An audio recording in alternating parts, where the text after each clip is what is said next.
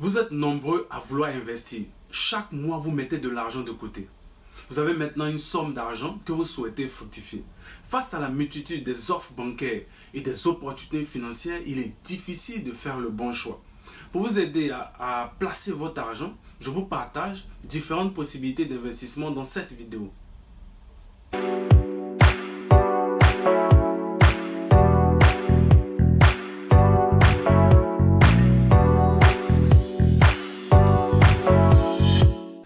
Salut, Ange Brice Nyaba, j'aide les individus à développer la mentalité et les connaissances nécessaires pour épargner, gérer et fructifier leur argent.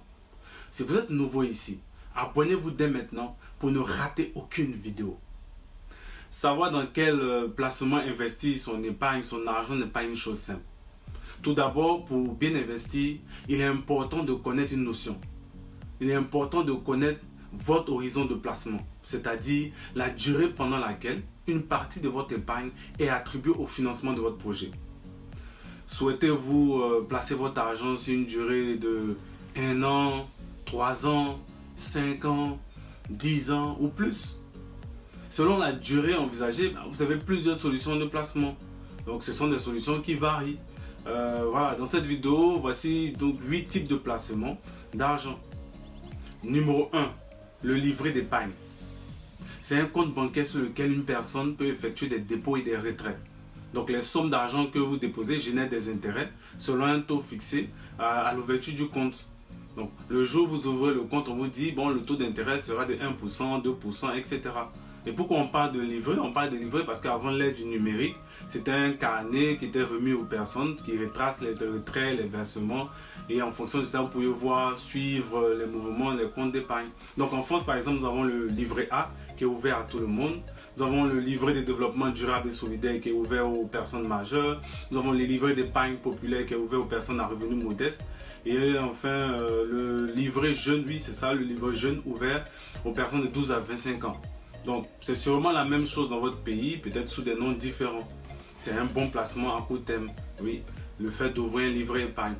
Alors, numéro 2, l'investissement immobilier. Tout d'abord, il y a l'épargne logement. Dans l'épargne logement, nous avons plusieurs notions. La première notion, c'est le compte épargne logement. Le compte épargne logement est un produit d'épargne orienté vers un projet immobilier. Donc, que ce soit l'achat, la construction, la vente.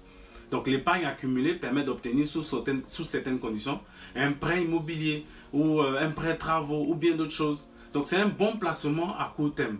Et à côté de cela, nous avons le plan épargne logement, il ne faut pas confondre, qui est un compte réglementé qui permet d'obtenir, après 4 ans d'épargne, un prêt à un taux avantageux pour son projet immobilier.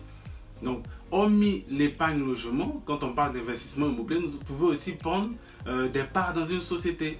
Donc, cette société elle-même va se charger d'acquérir un portefeuille de biens immobiliers. Donc, c'est ce qu'on appelle une société civile de placement immobilier, SCPI. Cette société va louer des biens et percevoir ses loyers qui vous seront reversés sous forme de dividendes. Donc, il y a ce genre aussi de placement à faire. Numéro 3, les comptes titres. Alors, un compte titre, c'est un compte bancaire qui permet d'investir en bourse on va dire dans plusieurs valeurs mobilières. Donc, c'est un compte sur lequel sont inscrits tout ce que vous achetez, tous les actifs que vous achetez. Là, on parle de la bourse, donc des actifs dans lesquels vous investissez. Alors, ça peut être des actions, ça peut être des obligations, des fonds, etc. C'est aussi un bon placement à moyen ou long terme. Numéro 4, le compte à terme ou dépôt à terme. C'est un compte d'épargne qui offre un taux d'intérêt élevé à condition que les sommes déposées soient bloquées pendant un certain temps. Donc souvent on entend en ville des gens dire oui, j'ai un compte bloqué, j'ai un compte bloqué. Ben, c'est ça en fait. Donc la durée du compte à terme peut être déterminée. Voilà, donc on peut dire de 1 mois à 5 ans, ou la durée peut être renouvelable, par exemple tous les 6 mois. Numéro 5, l'épargne salariale.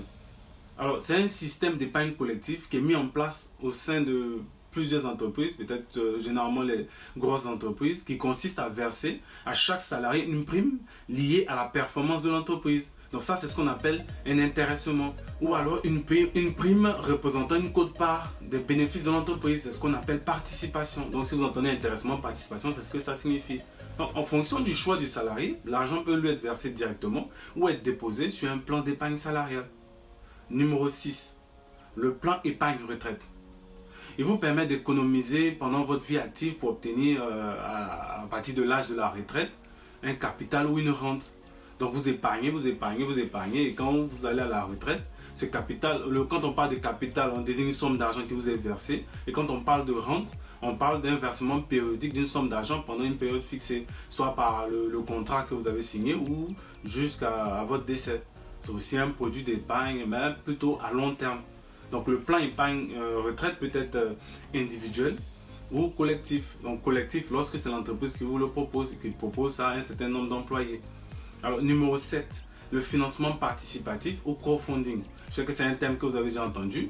C'est un outil de collecte de fonds qui est opéré via une plateforme internet permettant à un ensemble de personnes de choisir collectivement de financer directement et de manière traçable des projets identifiés.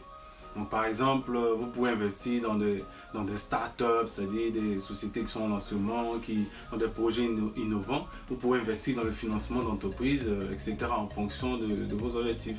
Alors, numéro 8, l'assurance vie.